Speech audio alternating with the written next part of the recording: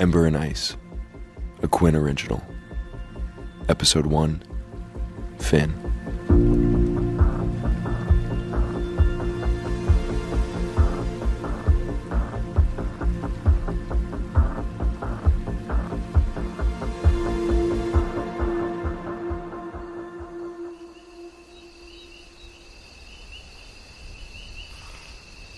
What was that?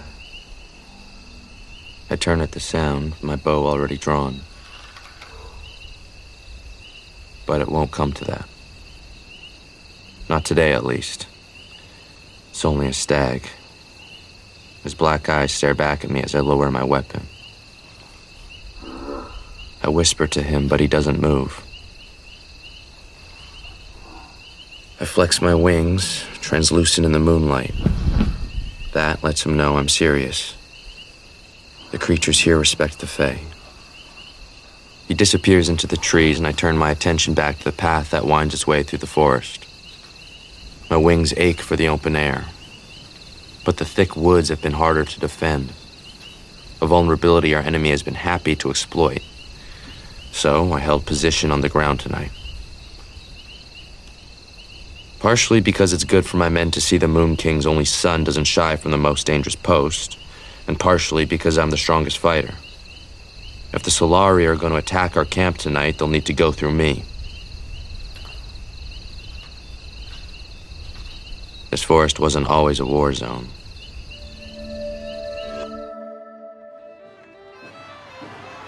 The Lunare and the Solari were once the closest allies in the realms.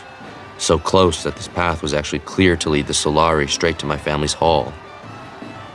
When I was younger, I used to climb to the top of the tallest tree as soon as I heard the procession of carriages approaching. I'd crane my neck to see the strong horses, carrying barrels of wine, cakes, and gifts, and, of course, Dane.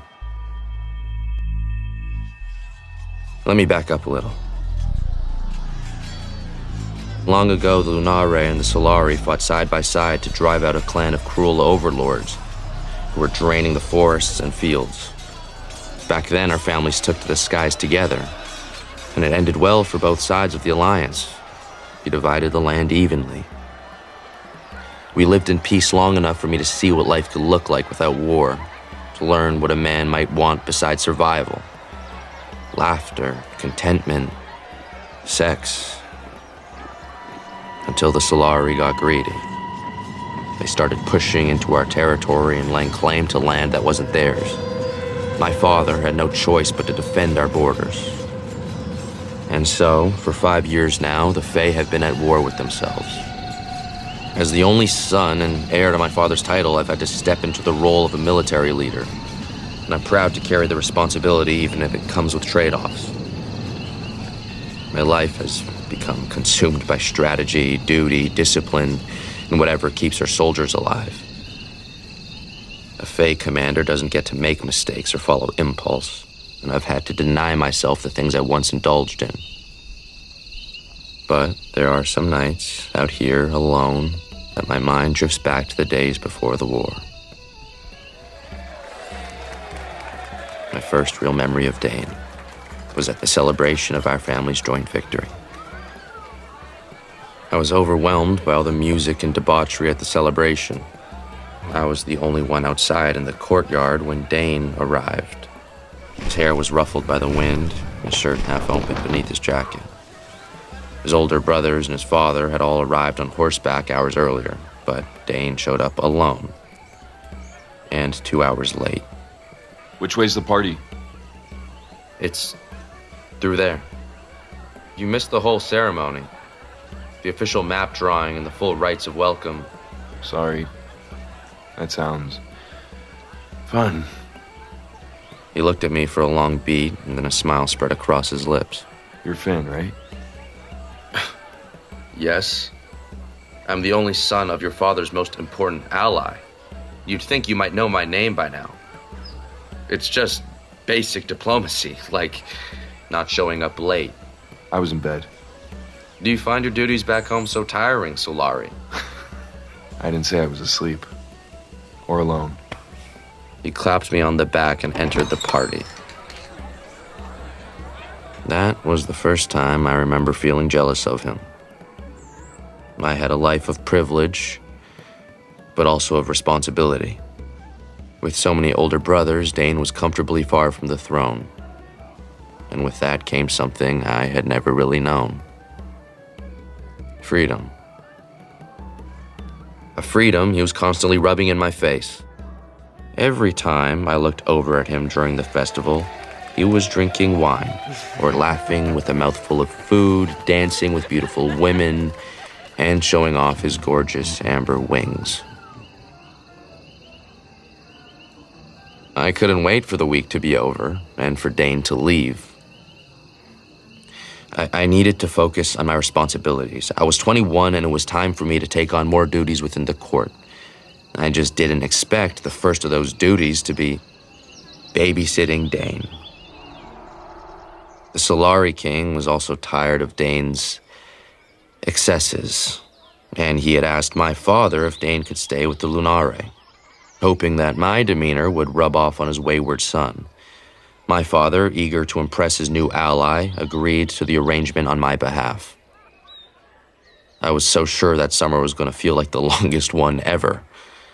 But looking back now, I wish it had lasted longer.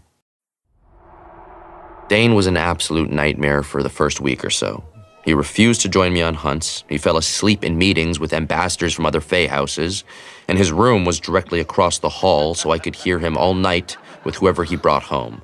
One night, the sound of his headboard against the wall was so loud I stomped across the hall and banged on his door.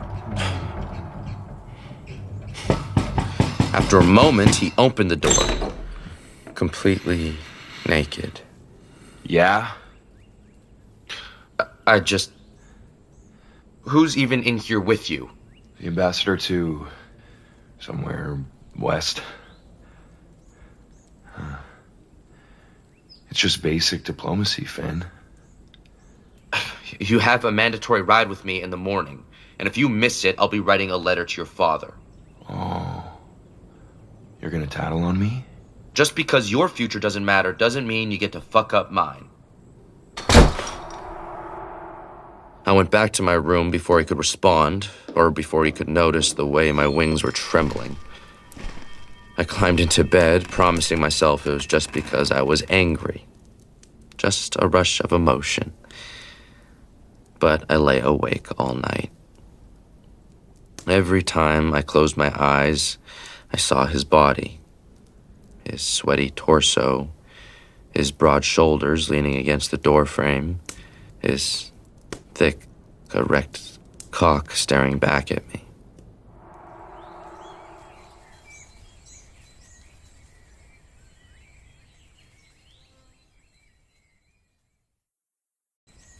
Dane was waiting for me in the stable the next morning. He was early, which was weird, and for the first time since I met him, his face was drawn. Almost serious. It was good to see him fully clothed again. His jacket marked by the unmistakable Solari gold buttons, and his pants fitted so well they could only have been tailored for him. And yet, for all the finery of his clothes, all I could do was imagine what he looked like taking them off. It was silent the whole morning as we went from shop to shop in the nearby village. I was keenly aware of Dane watching me all day. I thought about how I must look to him, the high-strung goody two-shoes firstborn, standing there listening patiently while bakers explained the quality of their bread to me. But as the day dragged on, he kept his face totally neutral. It was driving me mad. Are you sick or something? Excuse me? All day you've been... Professional? Well, you're usually... Friendly? That's one way to put it. Well, we're not friends, so... Is this about last night? There were better ways I could have spoken to you. Well, it appears there is something Finn Lunari can't do. What? Apologize. I'm sorry. I didn't realize my words hurt you. You told me I didn't matter. It's not that you don't Look, it's just... your life seems so... fun. All you do is have fun and fuck. That's not true. It just seems that way because you haven't bothered to get to know me. I have many other interests. Like what? Flying. I cannot believe how much time you spend on the ground. Your wings, they're gorgeous. And yet you keep them folded. Why is that? My father thinks it's dangerous for me to fly outside of training. But it's fun.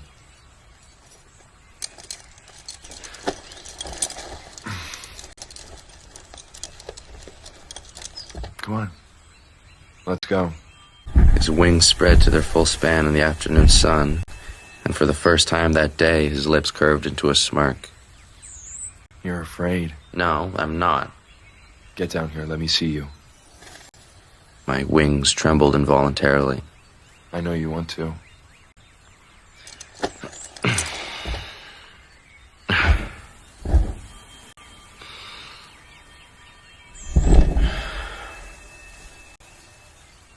Well, what now? Now, you show me what you can do. I took only a second to admire him before joining him in the sky. We spent all afternoon weaving in and out of clouds, diving low enough to let our fingers graze the treetops.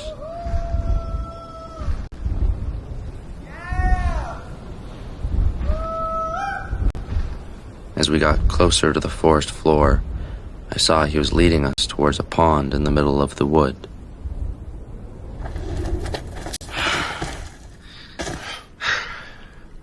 What do you think? Extremely unnecessary. Extremely worth it. Finn, are you okay? What?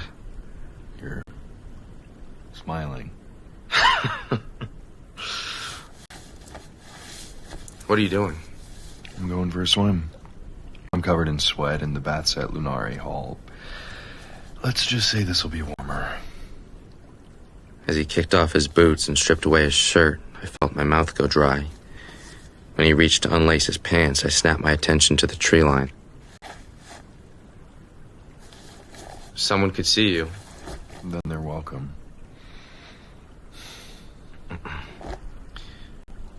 His pants fell to the ground and he kicked them into the grass. I couldn't take my eyes off of him.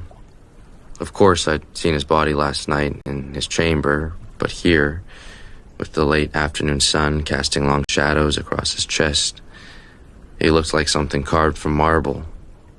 I could see the tight muscles of his arms, the long lines of his legs, and his heavy cock, which was perfect, of course, like everything else about him. Are you just gonna stand there? Or are you gonna join me? I don't know if I can. Oh, you can't swim. Of course I can swim. He smirked at me again and turned to wade into the water. This was, I realized, even worse for me.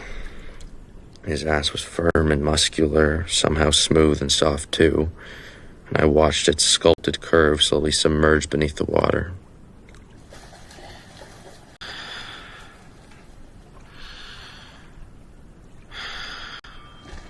I felt my wings tremble and realized it would be impossible for me to get undressed without him seeing how achingly hard I was. Come on, Finn. I won't let you drown.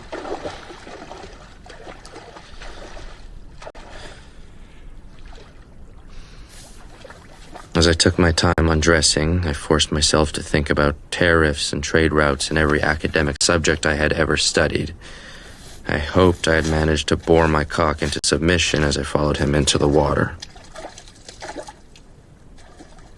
I bobbed in the calm water alongside him for a few silent moments.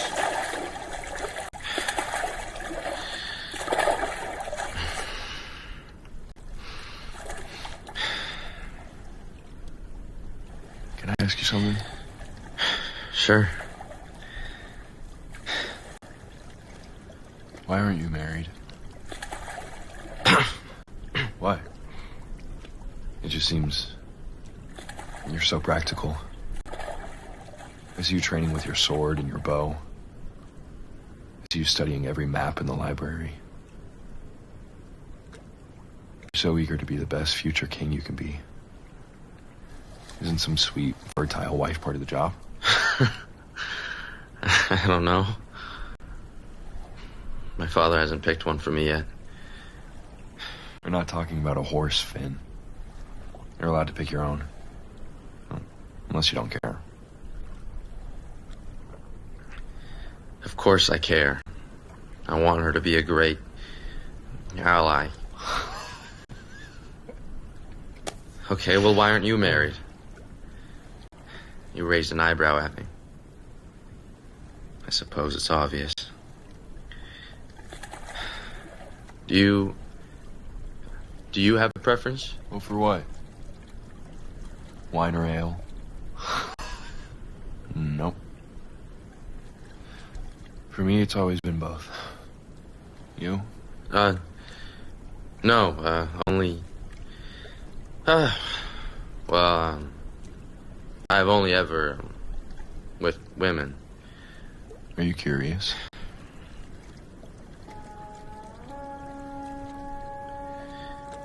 As for dinner, we should hurry back.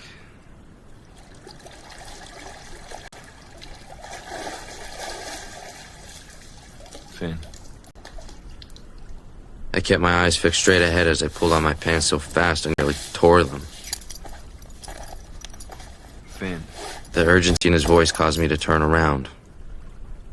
The water was dripping from his face, running down his body, towards his now rigid cock. You didn't answer my question. I stood still, my heart pounding in my ears, my breath caught in my chest. But my wings, they betrayed me and gave him all the encouragement he needed to close the space between us.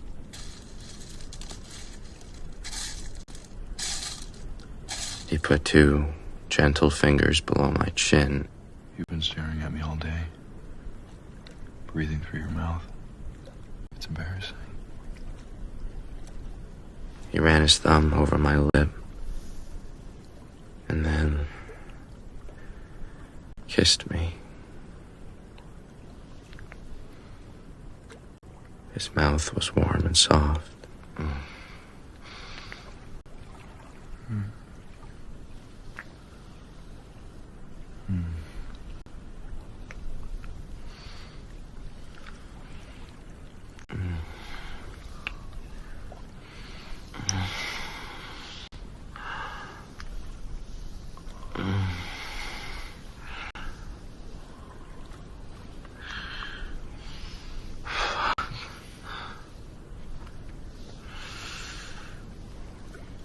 It was like something inside of me switched on.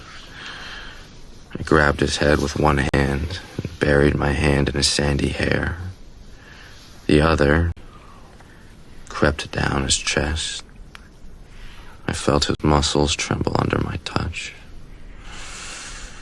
He took my hand and lowered it.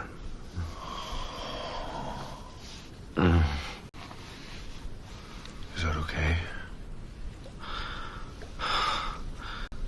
I just nodded.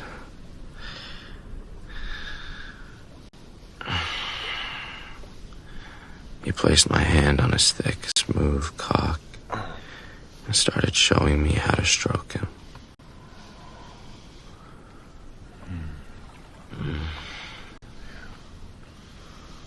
Oh, just like that. Oh, not too tight, just... yeah. Oh, just like that, fuck. He dropped his own hand, allowed me to completely take over.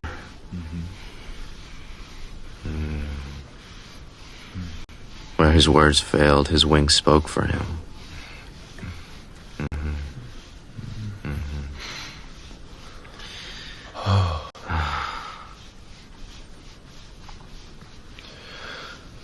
Emboldened by the effect I was having on him, I slowly lowered myself to my knees.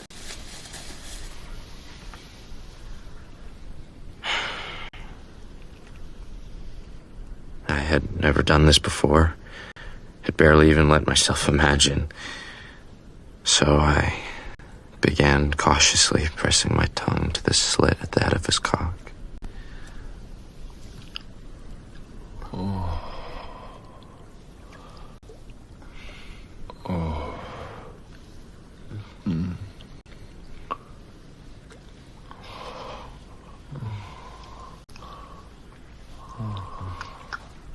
I wasn't sure how much I could take, but was desperate to find out. Oh. Oh. Oh. Oh. Oh. Oh.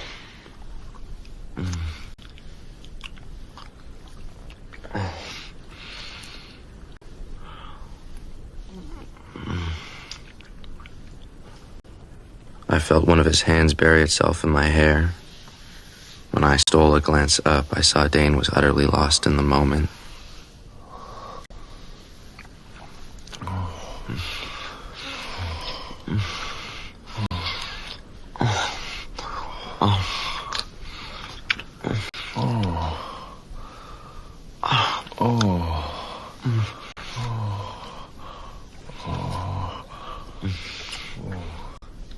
I couldn't believe I had him like this.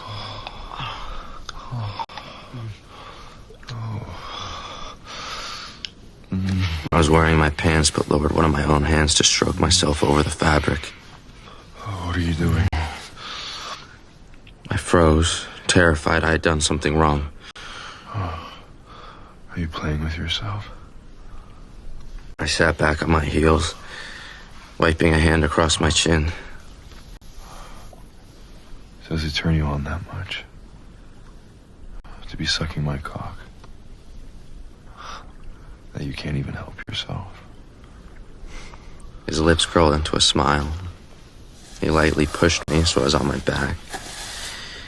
Then he got on top of me. He kissed me again. Harder this time. Hungrier. His hand began to palm my achingly hard dick through my thin linen pants. My hips rose to his touch and his eyes met my needy gaze.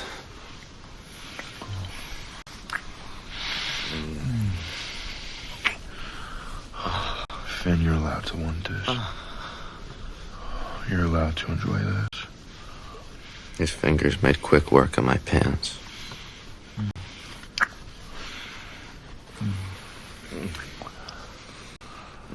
What would the court say if they knew that what their perfect prince wanted, more than anything, was Solari lips wrapped around his perfect cock? The words brought me crashing back to reality. Wait, we should stop.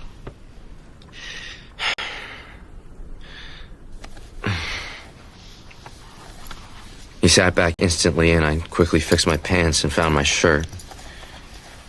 I'm sorry, we can't do this here. Anyone could walk by, especially with us late for the dinner call. When I looked up, I saw the hurt on his face. Later tonight, come to my room. It was my turn to grab his face.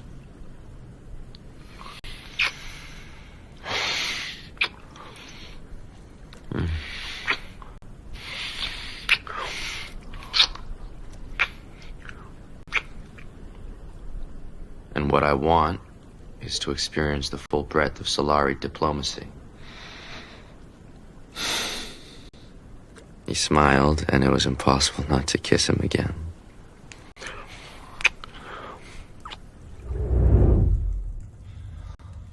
That was the first night of many. In all the forest and sky of the Lunari land that was my right by birth, it was only in my dark chamber with Dane that I felt truly free.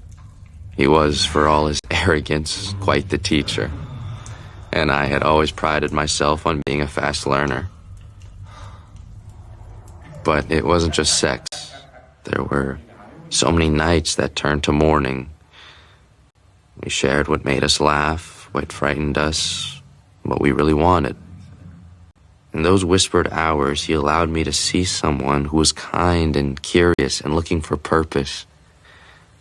What I saw as a lifelong burden was something he craved. Although for him, it wasn't about power or impressing his father. It seemed like he just wanted to be there for someone, to be needed. It ended up being one of those long nights together that saved Dane's life. It was just before dawn when, all of a sudden, the hall outside my room exploded into action and noise. I heard men in the corridor, their armor and weapons rattling, and then there was banging on Dane's door. But he was still in my bed. Whoa, what's going on? Shh, stay here. I wrapped myself in a robe and ran to my own door. I opened it just a crack and saw my father and his guard standing in the hallway. What is going on? I knew in an instant everything had changed. My father's eyes were blazing.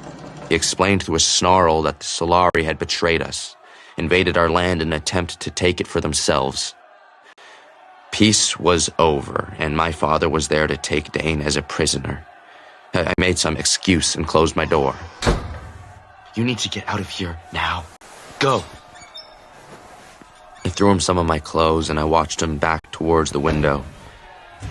We didn't need to say it. We both knew this could be the last time we ever laid eyes on each other. Alive. And then he was gone, fleeing into the night. And when I opened my door, I stepped out into a war. The fighting would go on for 5 years. And it wasn't the last time I saw Dane. We were reunited time and time again in battle. I couldn't see his whole face beneath the steel visor, but the smile, it was still there. Only now it was twisted in pleasure at striking down my men, at furthering the greedy ambition of the Solari. They were relentless and brutal. Dane was still such a competent flyer. He went from his father's spare to his greatest weapon. And sometimes, I found myself thinking that it would have been better if he had died that night 5 years ago.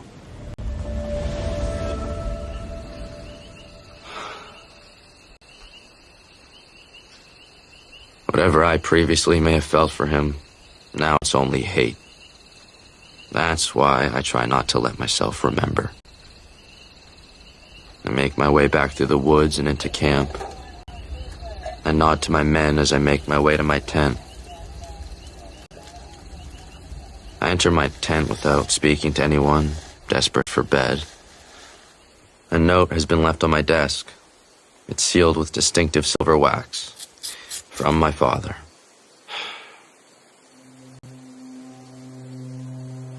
But what I read shakes me from my daze. Oh my God. A formal truce has been reached. At long last, the war is coming to an end. The Solari and the Lunare will stop fighting.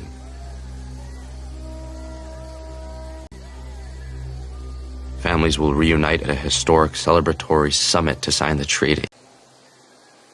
Peace is coming.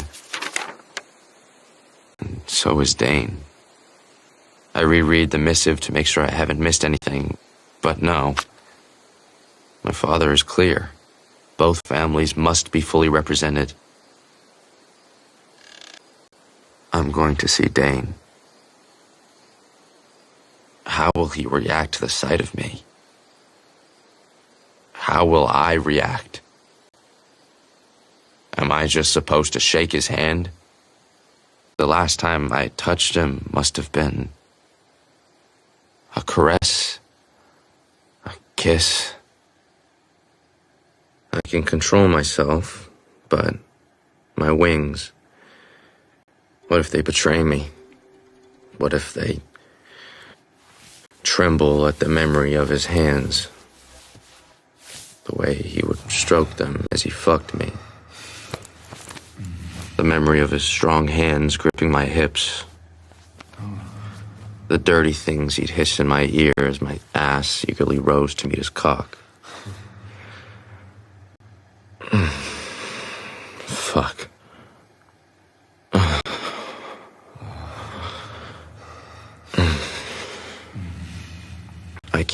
act like this when I see him. I can't want him like this. I allow my hand to graze my cock over the fabric of my uniform. God only knows what he would say if he were here, what he would do. Oh, just like that, fuck. Maybe he'd apologize. Maybe he'd kiss and drag his tongue down my chest like he used to.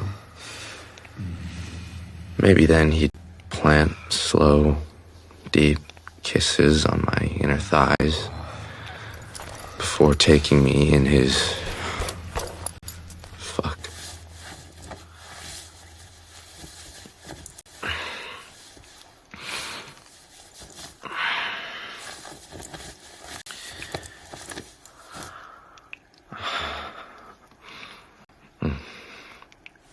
I haven't let myself touch myself like this in I don't know how long.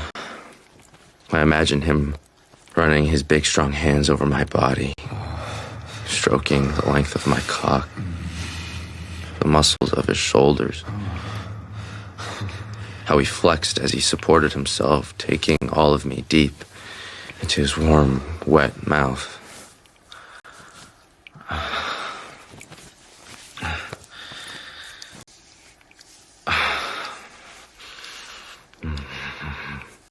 Fuck.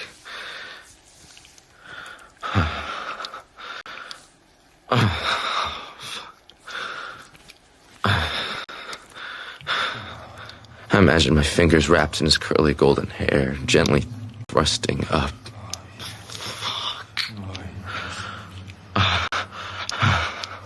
Until, yeah, he would get greedy, so greedy, and I would have no choice but to. Harder, and he would grip my thighs, his eyes flickering to meet mine, desperate to see me release, so hungry for me to finish in his...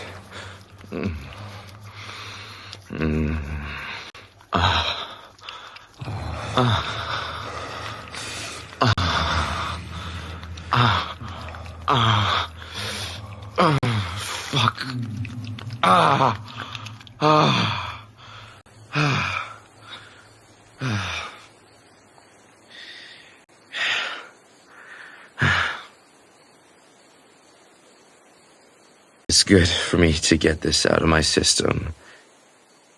I close my eyes and I let myself relax. Slowly drifting towards sleep. For the first time in years, the danger is gone. The war is over.